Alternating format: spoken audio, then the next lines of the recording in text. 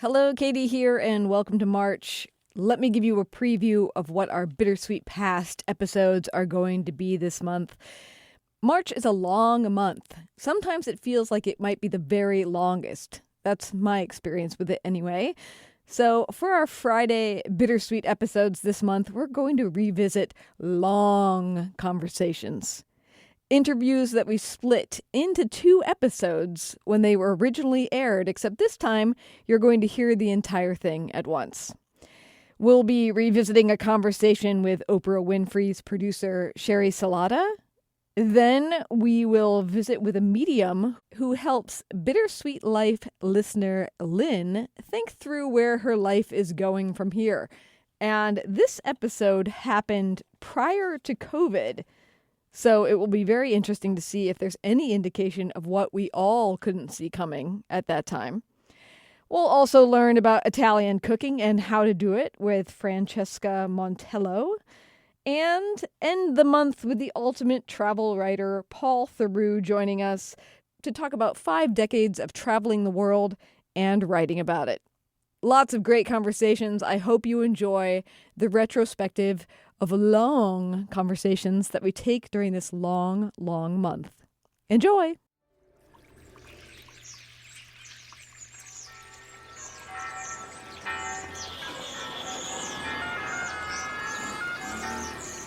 Welcome to Rome. This is The Bittersweet Life with Katie Sewell and Tiffany Parks. Hello, this is The Bittersweet Life. I'm Katie Sewell. Tiffany is away this week, but I'm joined by 2 guests, Sheri Salata and Nancy Hala. They are lifelong friends and the chief visionaries at The Pillar Life and co-hosts of the popular podcast, The Sheri and Nancy Show. We gathered together in Seattle today to discuss Sheri's new book, The Beautiful No, and other tales of trial, transcendence, and transformation. Sheri spent 20 years working with Oprah Winfrey, including 5 years as the executive producer of the Oprah Winfrey Show, producing the final years of that program. And she also served as the co-president of Harpo Studios and the OWN Network. And now you two are working together. Nancy, what were you doing before you decided to work with Sheri over here? I was a brand strategist, and still am, and a brand consultant for advertising agencies. Great. Mm-hmm. Well, thanks so much for coming in, both of you. I appreciate it. Yay! Yay! We're excited to have. We're in a big time studio now. I know, it's fancy, and I dig it. I want this for our podcast, I know, Sheri. it's very fancy. Yes, we're recording this at my old studio, which is great. It's really nice. Okay, so I figured I'd have you read those 2 paragraphs at the very start of your book to set the stage for this conversation, and then we'll go from there. All right, get ready. So here is my story. It's about how a regular middle-class girl from Waukegan, Illinois, grows up to run one of the most beloved brands on the planet and one of the most successful television shows in history. And then, after all that dreamy on-the-jobness, finally figures out how to live the life of her dreams. Like any good story, it begins with a quest. At 56 years old, I found myself ready and willing to rewrite almost every single story of my life. And it will be until the end of my days a work in progress. But that intent and focus has taken my life in a wondrous new direction. Here is an offering you may find helpful. It's never too late to make the rest of your dreams come true. And if not, now when? It's a good place to start. How did you come to that realization? Here, Nancy and I were literally downing maybe our 3rd bottle of Chardonnay in my backyard. Yep, poolside. And looking at each other and taking stock, I think, of our own lives and each other's lives. Yes, we were. And it was, we had different experiences, we've been great friends for 30 years. Mm-hmm. So we've seen each other through divorce and puppies and kids and job changes and heartaches and betrayals and disappointments. And I think it was that moment. I'm a few years older than you. Yeah. But we're in our 50s. Yeah. And it's kind of like, okay, is that all there is, Nance? Is that all there is, my friend? Pour me another one. I know. And, the thing about our conversation always for the last 3 decades is that it's always supercharged with like dreaminess and hopes and what's next and what's next. But there does come a point when you look at each other and say, now is next. Now is like next. We are living our next. Like this is our chapter 2. Here we were both in LA. We're both from Chicago. Mm-hmm. We moved out I moved out to LA, and then shortly thereafter Sheri moved out, both for our jobs. And, there we were and saying, okay, well, we're in the land of dreamy dreams in LA. I mean, it felt like everybody had their own startup, right, Sheri? It felt like everybody was doing something super creative. That's for sure. So it was like that air of yes out there. We got that charged. Taking stock is almost like for me, I had one thing that I'd really manifested super duper well. Yeah. And everything else was kind of limp and dead. And that was the question. Do we believe it's never too late to live the life of your dreams? And the answer was... Yes, indeed. It's never too late. It's never too late. It's never too late. Yeah, it's never too late. And if not now, when was kind of our note to each other, like, get on this. And then we really had to unpack what was this. I feel like we've each had a front row seat to each other's lives, right? So all the ups and downs and all the victories and defeats. And it's like, well, instead of just looking at it as a great big ball of it's never too late to make your dreams come true, let's start really unpacking that. Like, what did we mean by that? Yeah. And that's how we came up with our ideas for the pillars. We started with 5 and then it grew to 7 and now we have 8. It's like these are really the areas of our life where we need to ramp up and get supercharged and get really happy. So give people an example of what some of those categories would be in case they're trying to figure out where they start. Well, the very first one was health and wellness for both of us. Yes. Sheri calls it the reckoning. Yeah. The reckoning moment of saying, okay, unless you're comfortable in your body and in your skin, really nothing else is gonna come to fruition.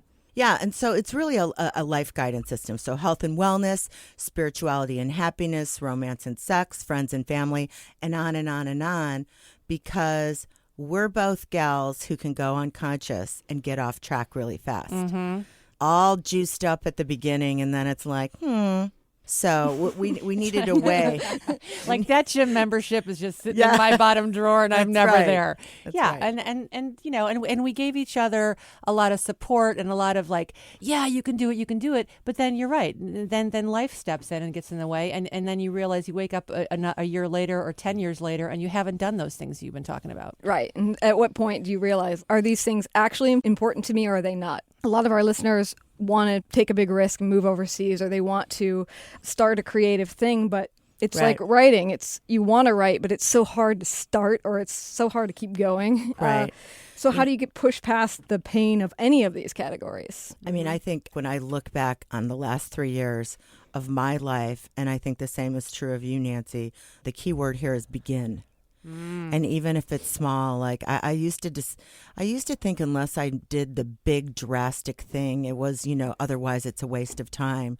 But now what I see so clearly is drink a glass of water, take a walk after dinner. Like those little teeny weeny daily choices are what changes everything. And the same would be true about those drastic things.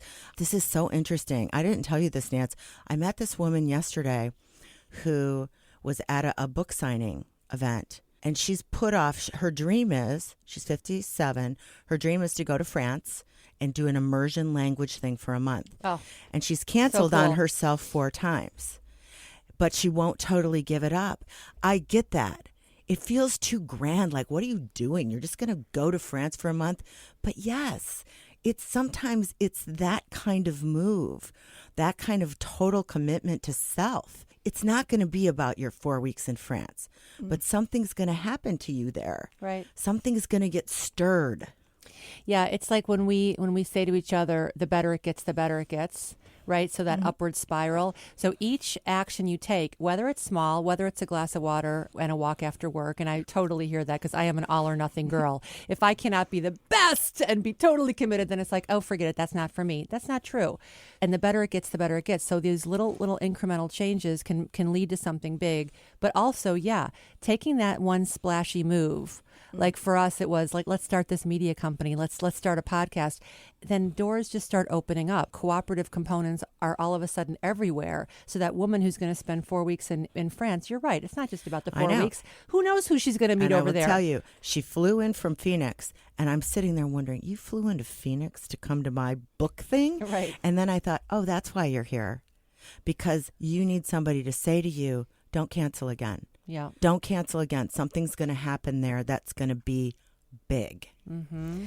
There's also a question that a lot of people have asked us in listening to our show is it ever too late to follow this dream? And it just reminded me when you were writing in the book, when you realized that you're outside of the age demographic that advertisers are targeting. Yes. You've passed the 25 to 54. Yes. And those benchmarks where people say, well, I'm in the middle of my life, I can't start now, right, is a common thing. What would be your answer to that question? Well, that's the thing that we had to really define. And honestly, we are unpacking that every week on our podcast because we're middle of lifers. And we use the term middle of life rather than midlife because midlife has been ruined. It sounds so old and dusty. So it's the middle of life in that you're still dreaming up your second half. The thing that you have to excavate and kind of transcend, dissolve, overcome, rewrite the story of, we're raised by our mothers and our grandmothers and our great-grandmothers. And the younger 20-year-olds aren't going to have this quite so much. But for us, it's like we grew up in a culture that, you hit 50, you're done. And now it's just, well, if you didn't get it done by then, if you didn't find that great love, if you didn't do that great creative project, you're done. And that's why we keep saying that there's a new story to be told.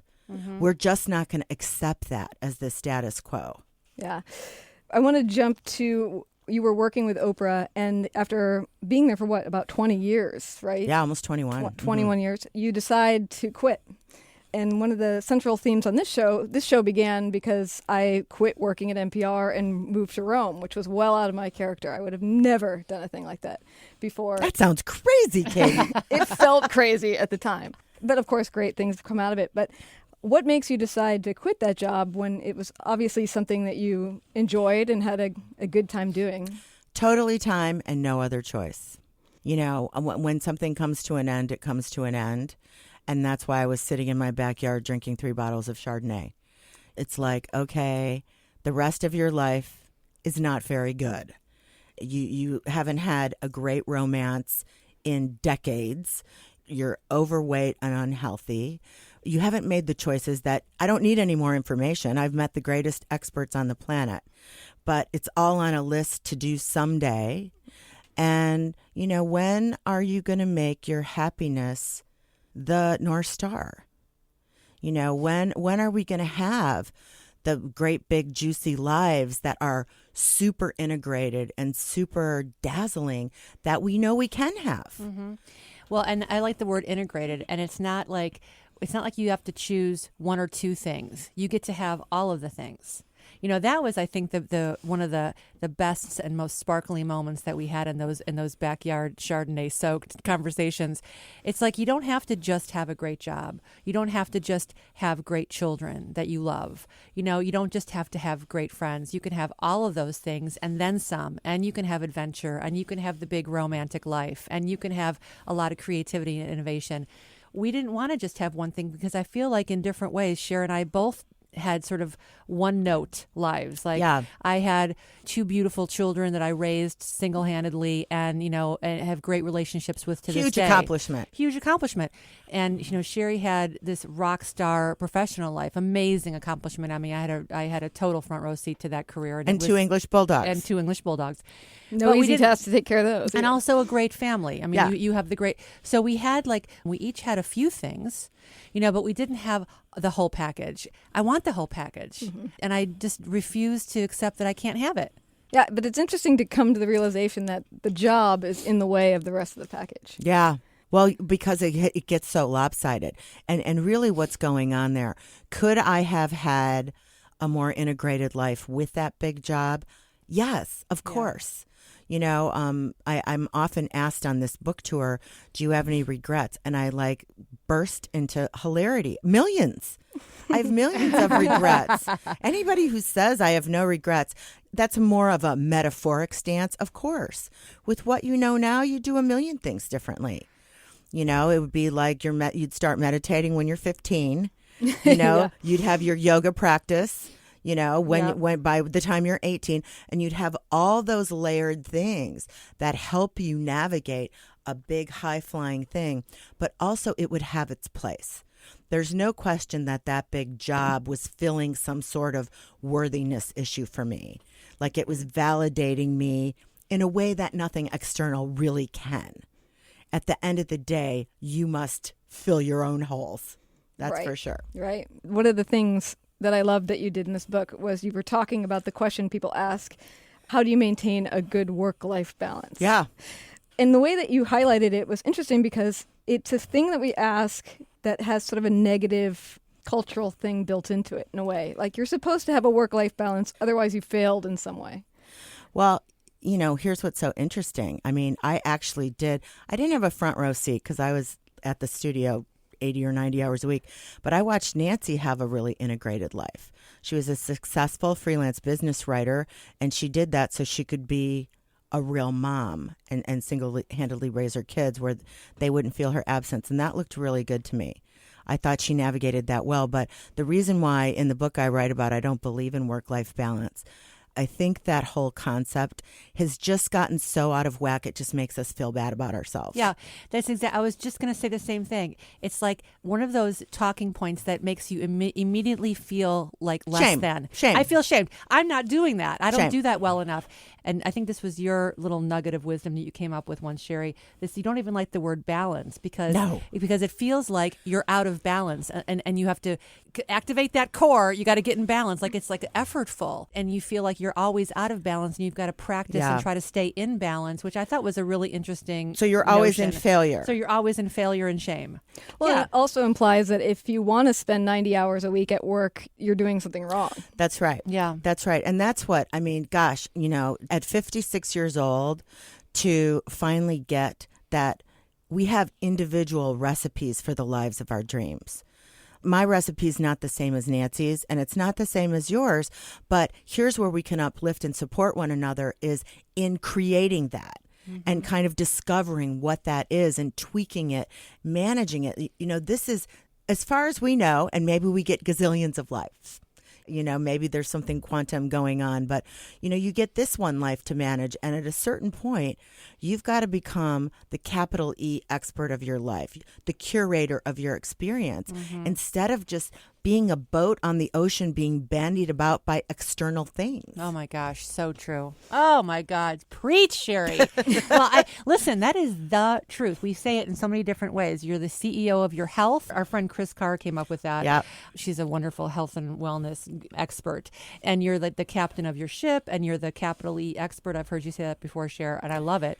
And it's true. It's like every wave should not be able to knock you down on your butt. Just like every swell shouldn't be the only thing that lifts you up. Like it has to be internal, right? Yeah. Well, and another thing that you highlight in the book is that it's so easy for people to forget that their life is a story that they're writing themselves. Isn't it? Do you have any idea? Why would you guess that is? It's so interesting, isn't it? Well, so here's the sticky wicket of what we're talking about. Once you really, really internalize it, and once you come to a full commitment, spiritual, emotional agreement with it, then you're freaking in charge. Yep. Then you're responsible. Mm-hmm. You can't really blame or finger point for anything that's going on in your life because you are the one creating it. So sometimes it's easier to stay unconscious and be like, I wasn't born into money and I didn't have any of the breaks or advantages. And you can keep singing that same old story. The truth is, at some point, that sad story just creates a sad life. And for many of us, that might be the absolute inspiration for us to say, whoa, I don't like feeling like this. I'm willing to make a change. You know what I think it is, too? I think it's about what you give your attention to. I think that most of us forget that we have all the power in that respect. There are many ways to look at life, and you could say, well, this is the fact. This is a true hurdle I've run up against. This is an obstacle. That is true. But if you don't look at it that way, or if you just simply turn your gaze towards something that is working, then that obstacle ceases to exist the minute you're not looking at it. You know what I mean? Mm-hmm. So it's like if you really train yourself to look at all the things that are great and positive and real and hopeful in your life, then that's the story you start telling. But it does take practice, like anything. Just like, working out every day, then you build that muscle. Like you've got to build that good storytelling muscle for yourself because it's super easy. I know it is for me to slip back into old stories and to slip back into like, well, let me retell that. Sheri, I've got a story I want to retell you 5 times. Don't you feel bad for me? Let's tell that Well, story that's how again. we used to spend. That's how we used to spend our our time together, Nance. I know. Who had the most outrageously bad week? Yes. Stomp around. We used to call it our stomp arounds. We'd have a big old stomp around about it. And now we still share about things that are going on, but we limit it. We limit it, and then we turn our attention to the things that we want. And it really is a way to exercise really powerful, good storytelling. Hello, I'm Tiffany. And I'm Katie. Breaking into the show really quick so I can ask Katie a question. Yes? So as you know, Katie, we're challenging our listeners to help us reach a financial goal of $1,000 a month on Patreon. We are. And you know what, Tiffany? If everyone listening pitched in $5, $10, even $20 a month, we would make that goal in a heartbeat. So my question for you is, why do we need $1,000 a month? Well, $600 to $700 of that is covering our monthly costs. That's web hosting fees, taxes, advertising, equipment charges, you know, the day-to-day expenses that keep a weekly show running. So what about the other 300? Well, I don't know if you've noticed, Tiffany, that we've been doing this show for over 5 years and haven't ever really been paid. Have you noticed? I have. Well, I'm hoping that the person listening to my voice right now will love the show enough to wish that their hosts got paid for making it too. So $150 a piece seems like a modest start, don't you think? I think it would be great. It would. So if you love the show, please support it and all the hard work and effort that goes into making it. Netflix can survive without you. We can't. So visit patreon.com/The Bittersweet Life Podcast and become a donating member of our community. That's patreon.com/The Bittersweet Life Podcast. I'll put a link in the show notes. And now, back to the show. People ask you the question, well, what do you like to do with your free time? Yeah. And the realization that it's all free time in a way. I mean, Yeah. I think they're asking, what do you do outside of work? But really, you're choosing to spend your time at work. Yeah, isn't that so funny? I mean, again, those two questions, it was in the context, I write about in the context of, you know, when you're running something like a big hit show or something, you get asked to be on panels. And when the Q&A would come, I'd always get a little queasy because I'm like, they're going to ask me about work-life balance. They're going to ask me about what I do with my free time. And I had shame around that because it was very lopsided and it was all about work. So, but yeah, that free time thing, here's what's freeing about really understanding how free you are. Because part of the story, when we get stuck, part of the story is, but I don't have the money, but I don't have this, but I can't leave that terrible job where I'm miserable all the time. I can't. And we begin to tell ourselves these stories of quasi-enslavement as if that's true. And the truth is, none of us are in the gulag. We are nothing but free to make those choices and decisions about how we're going to spend our time. And, you know, even I'd go back and I'd test it against myself. Like even when I didn't have enough money to, like I'd be in the grocery line going, I hope I have enough cash with me, you know, or I couldn't make my Montgomery Ward's $19 TV payment. I mean, I was free. I still was free. Once you embrace how free you are, how free we are, all of a sudden we tap into that limitless space.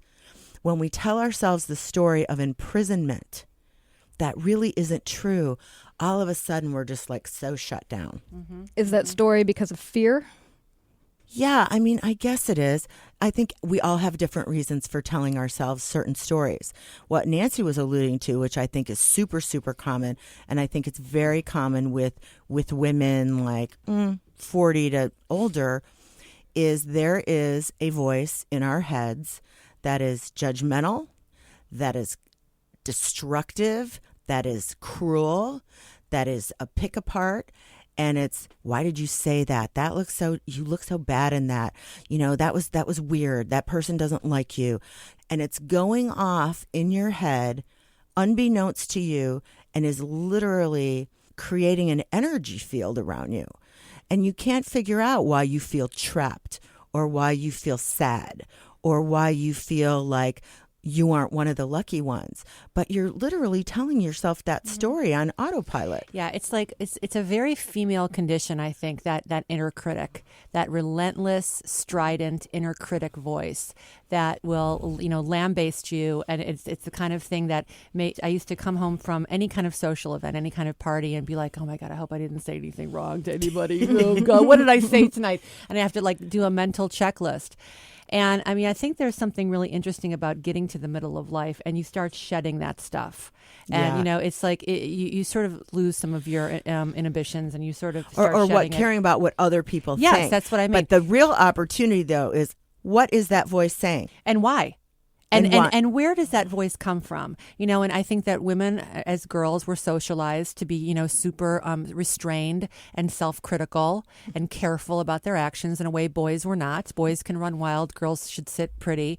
Mm-hmm. And then I think that it's a very female story for women in the middle of their lives, as Sheri was talking about earlier, is that, you reach 50, 55 and society basically is like, all right, sit down and shut up. We're not interested in you. You don't have any spending power. Total myth. You don't have any freedom of movement, also a myth. But, at a point where if you've raised children, your children are out of the house. If you've had a career, maybe that's winding down. And it's like, okay, well, what's there for me? This is exactly the opposite that men are told.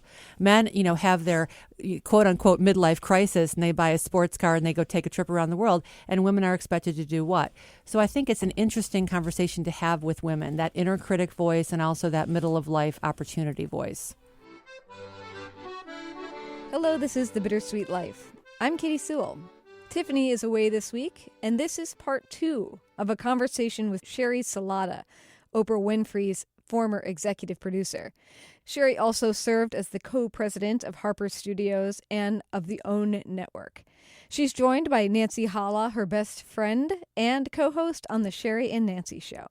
If you haven't heard part 1, go back and listen to episode 279. Do that first. You'll enjoy this conversation a lot more if you do.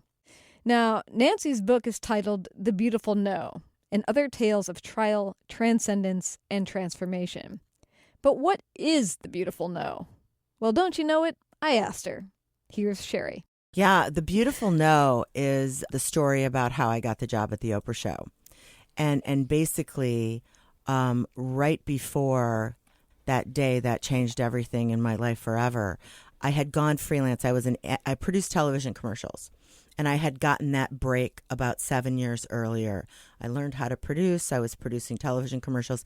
It's how I met Nancy, because her ex-husband was my creative partner, and we'd go and do hairspray commercials together. And then I met Nancy, and then we were like, yay! Friends for life. Friends for life. And but then I wasn't happy at the agency I was at, so I left to freelance, thinking, I'll grab some big accounts or I'll get myself into a better agency. Those were some lean years. Oh my God! Well, that turned out not to be my gift. Selling myself for dollars on the phone every day. So pretty soon I have no money. It was the Nancy dropping off casseroles at my condo days. That was nice. I had no money. To make sure she was eating. And I was like, God, I'm so bad at this. Trying to yes. People would be like, yeah, he's not in this week. Yeah, okay. Do you want to leave a message? No, thanks. I was just so bad at drumming up work. So finally, I got a big shot at a huge job. And I went in for the interview, and it was a slam dunk. He loved me. He's like, you're it, you're done. He all but showed me my office. You're exactly what I want. And I summoned the gang. And you remember, we popped the champagne. We were so excited. We were so relieved. Like crying. Like, oh my God. Sheri's going to survive. Yeah. And then, of course, what happened is I didn't get the job. I get the form letter. It comes. I'm sorry. Thank you for coming in. We're not hiring at this time. It was a blow. And it was such a blow because I was 35 years old. And now I had no money. I thought I had a prospect here. It didn't work out. I didn't know what I was going to do with myself. It was really it was that moment where you kind of throw in the vibrational towel and just say, my hands are open. I don't know what I'm supposed to be doing. And shortly after that, I get a message from the Oprah Show to come in and freelance. And I would like to say that I was wise enough to see this then, but it was a while later when I looked back and realized, had I gotten that big job at that big salary and I got that call from the Oprah show to come and freelance, I would have been like, absolutely not. I wouldn't have been able to risk the security that I was so desperately looking for in order to take a chance at that dream. And I realized, wow, that is the most beautiful no you've ever gotten. That because it changed the rest of my life. It changed everything. Well, and if you could just acknowledge that all these great no's, that happened in the past, what if we saw every no as the a beautiful gift? no? But of course, you can't see it in the moment. Well, that's Buddha level knowledge. I know. If you could, in the moment, if you could be like, "Thank you, universe, for that no." Yes, but that's the practice, though. That is the practice, and here's why. That's right. Because, and this is something that we talk about all the time. I do not want to waste any more time in depression, in feeling badly. I want to contain that. I'm human, so I'm going to have blue days, but I want to contain them to as few as possible. I don't want to be laying on the couch for 6 months going, woe is me, or just the things that happen when we get the wind knocked out of us. Yeah.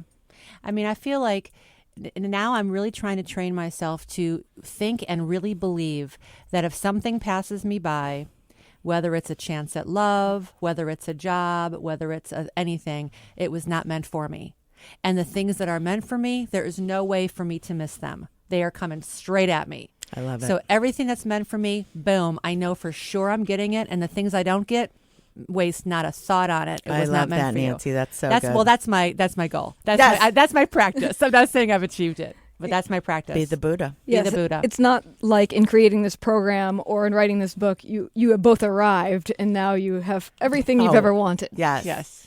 Well, but here's the thing. I would say we both have a way greater appreciation for the abundance that surrounds us 100%, right now. Yeah. And then that just seems to draw more abundance in. It's really quite amazing. Mm-hmm. What is fresh joy? Well, I mean, here's the thing. When you get to be in your 50s, you're routinized a little bit. You're doing the same thing. I mean, I think about like when I worked at Harpo and I lived on the drive, I went back and forth the same way to work for 11 years. Mm-hmm. And all of a sudden you get out of that kind of rut and you're like, whoa, look at this street, and what's happening. Wow. I remember when like the first week after I left OWN and I went into the Chase Bank in Los Feliz and I'm like, hello, my friends. Oh my God. It was I am so Sheri hilarious. Salata.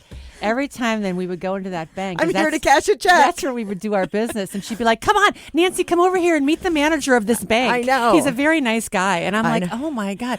And then, yes, talking to all the tellers. Hi, everybody. I mean, I hadn't gone in a bank and cashed a check in years because I rarely left my desk. And my sweet assistants would do that for me. So, yeah, here's what fresh joy is. Nance and I, was it for your birthday 3 years ago, piling into a car, driving to Mammoth, California, right, and strapping on rental skis and whizzing down a mountain. It's like your for the first time since high school. Your brains are scrambled. You're like, oh my God. Fresh joy is deliberately stirring up happy feelings for yourself. Mm-hmm. And that's usually when you can bring some newness in. It's hard to find new in the middle of life without a deliberate effort. Mm-hmm. That's one of the things I love about mixing it up in terms of where you live too. And I know that not everybody can do that, but I'm new to Seattle. I moved here in March. Sheri's new to Napa. She moved to Napa in February or January. Yeah. And even your time in Rome, it's like if there's one really easy way to find newness and fresh joy, it's to really mix up your surroundings. Because now it's just like every time I go to a farmer's market in Seattle, I'm like, oh my God, look at the pickling cucumbers. Oh my goodness, look at this. It's just so much fun. Yeah. It's so interesting too how quickly people forget that they can turn right instead of left, Yes. Like when I used to work here, we're in the old studios I used to work in.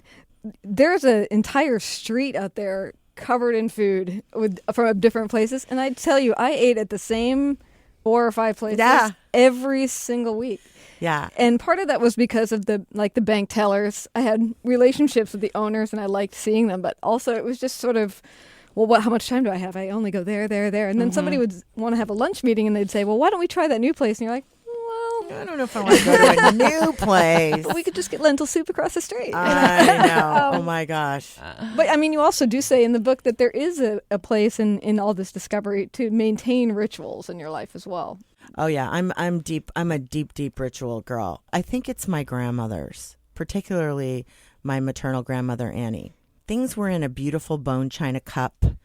Like there just was a sense of ritual around holidays and things. And I've been, gosh, Nancy, you've known me forever. When I had no money, I was lighting candles. She was lighting little candles from the dollar store, but they were candles. They were candles. They were candles. And yeah, Sheri's always had a really great sense of how to feather her nest in a way that feels very special and cozy and delightful and beautiful, regardless of the price point of the objects inside the room.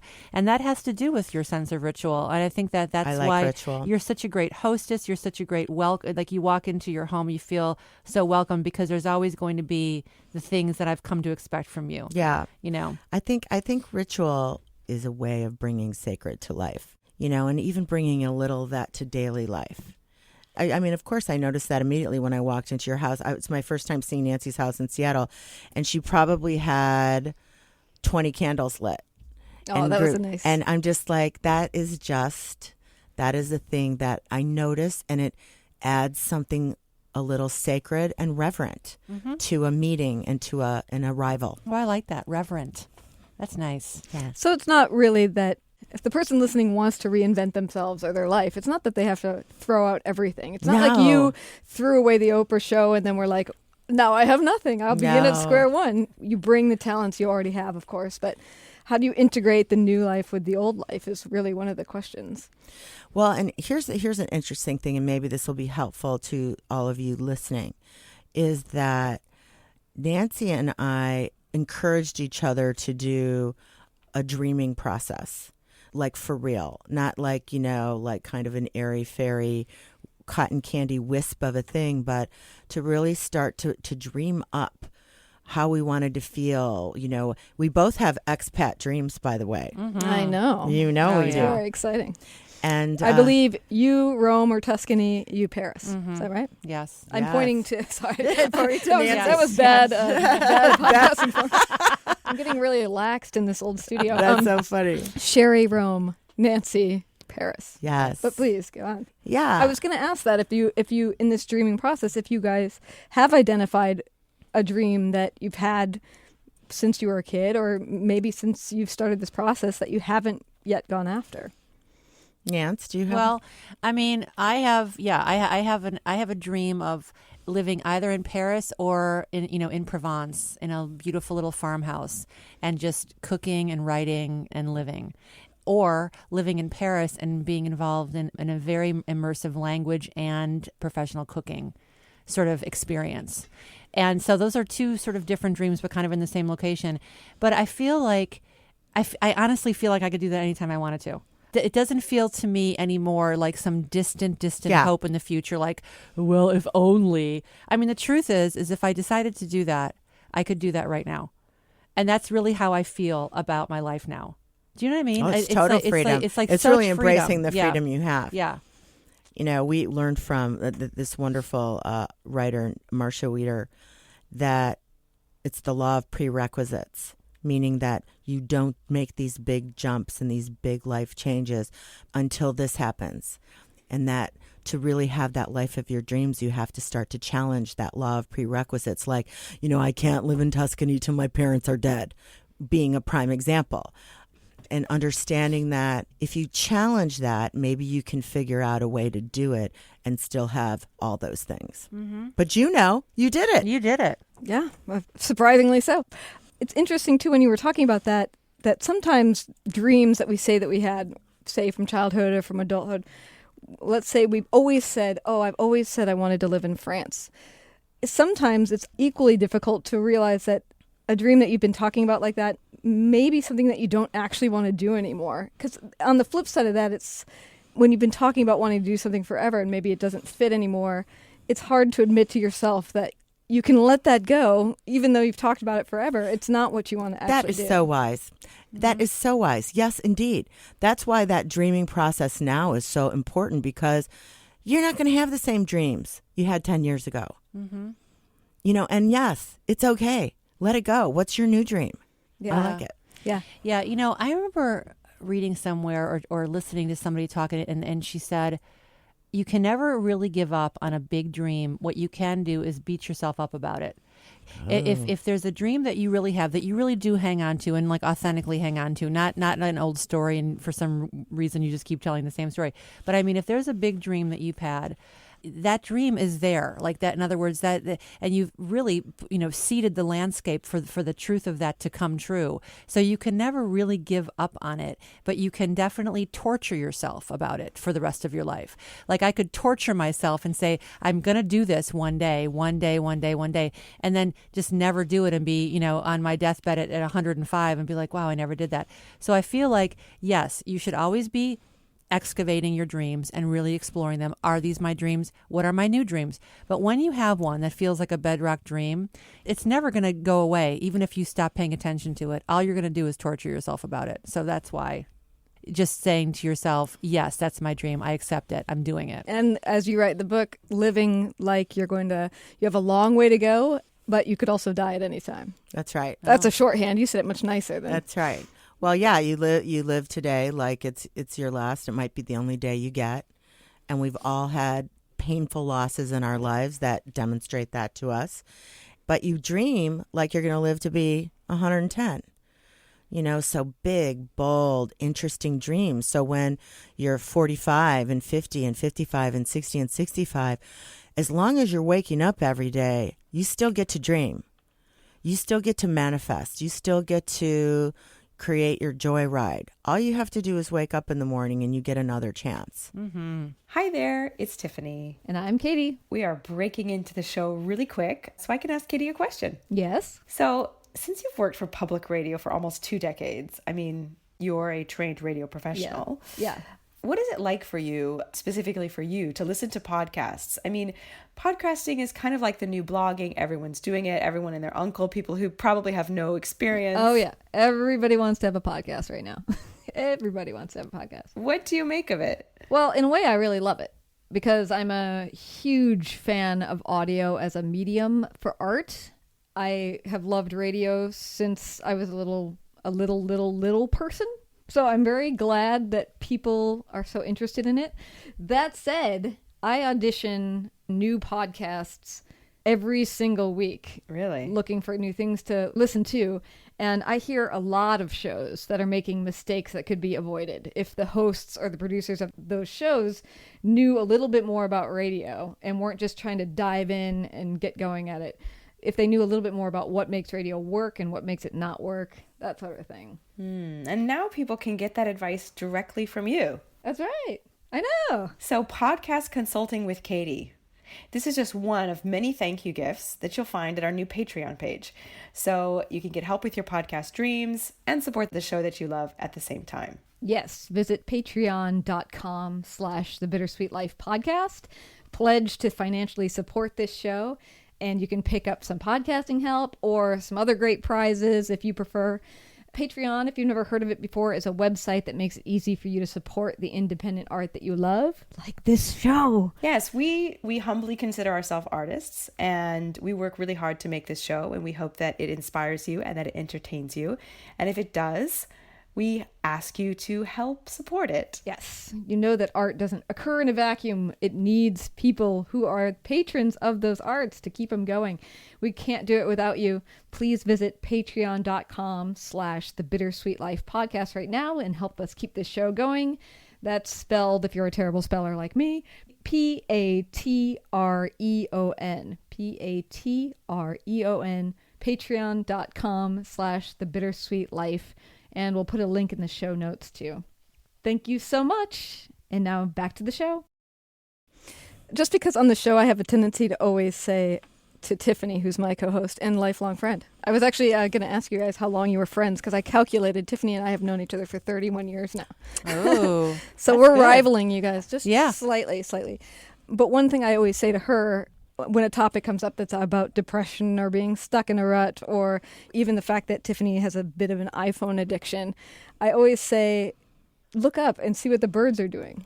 If you're ever feeling like, oh, everything's so overwhelming, take a walk, see what the birds are up to, because they're in this big community that has nothing to do with us whatsoever. Right. And I thought That's a good one. I thought it was kind of nice because you end the book by looking up and seeing what a dragonfly is doing. So Yes. it's not exactly the same, but what is this dragonfly doing? Well, I mean, it was a very, very transformative and transcendent experience. I was trying to wrap this book up. And I was in a rented cottagey kind of thing in Sonoma. And there was a big wall of windows, and a dragonfly flew in and went right up to the skylight. And for the rest of the afternoon, I just had to listen to her beat her wings as she looked at the blue sky and couldn't get through the glass. It was super, super painful. And, you know, in the end, we got her out of the house. You know, I walked her to safety. But, that's why that happened. Because that's one way to go, where you just keep beating your wings and keep beating your wings. And, you know, the life of your dreams eludes you because you think it's there, you think it's there, you think it's there. You see the blue sky, but there's these barriers, our limiting beliefs, our own energetic way of looking at the world, our own unhappiness is like that glass barrier. And over there, walk this way, over there is an easier road if we will only turn our heads to see it. Yeah, it's like taking that right instead of that left. Mm-hmm. Yeah. Mm-hmm. Sheri Salata and Nancy Hala are the hosts of the Sheri and Nancy Show and the visionaries of the Pillar Life. Sheri's book is called The Beautiful No and Other Tales of Trial, Transcendence, and Transformation. We're giving away 3 copies of that book thanks to your publicist. Yay! Nice. So generous. Yes. I love them. And I asked you, I have my copy here, which has weathered the storm of me going through it deeply, but we can add that one on the pile if you want to cite it. Yes. So follow The Bittersweet Life on social media, and Tiffany will tell you how you can win. Just search for The Bittersweet Life on the big 3, Instagram, Facebook, and Twitter. And how can people find you if they want to follow you more? Well, thepillarlife.com is our website, our digital platform where you can learn all about the pillars and about what we're doing. We have a Pillar Life shop and Pillar Life recipes and all kinds of stuff going on our website. The Sheri and Nancy Show is Yes. available on all platforms. And then there is a free companion workbook that goes with The Beautiful No. You can download that for free at thebeautifulno.com. Well, thanks so much for joining us. Thank you. Thanks great for to have having you. us. That was a fun. I feel was fun. uplifted. I feel really good. Well, until next time, this is The Bittersweet Life. I'm Katie Sewell.